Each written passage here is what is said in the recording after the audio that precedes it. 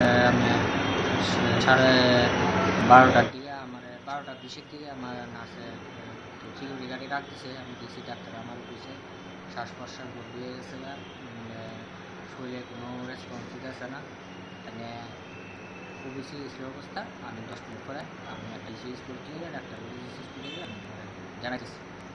আমি বলছি madam please সে মারা গেছে, এইটাই পাইপটা দিতে পারো।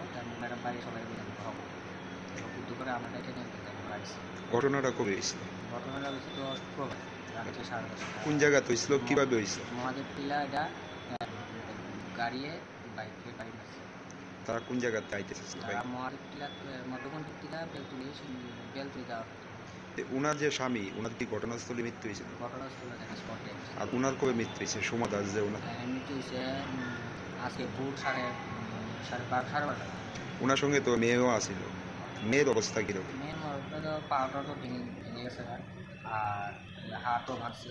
কোনো মোটামুটি সুস্থ আছে, কিন্তু কোনো ক্ষতি পাওয়ারটা লাগতে পারতেছে। দুর্ঘটনার পর এখন অব্দি গাড়িটা আটক করাইছিল? কোন থানাতে আছে? ভয় থানা আপনাদের পক্ষ থেকে কোনো মামলা করছে? মামলা হওয়া গাড়ির চালক যে আসলো মানে এদের আটক করা হয়েছে? আমি তো মোবাইলে দেখলাম আরোপ করা হয়েছে। এই যে স্বামী স্ত্রী এক লগে মৃত্যু, কি চান একবার?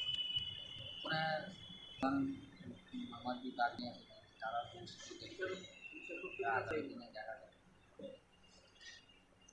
স্বামীর নামটা কি আছে? রঞ্জিত আর মিসেসের নাম?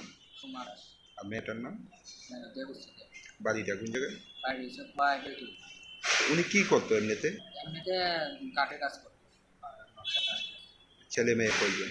মেয়ে এই যে দেবশ্রী যে ছোট না বড়? ছোট।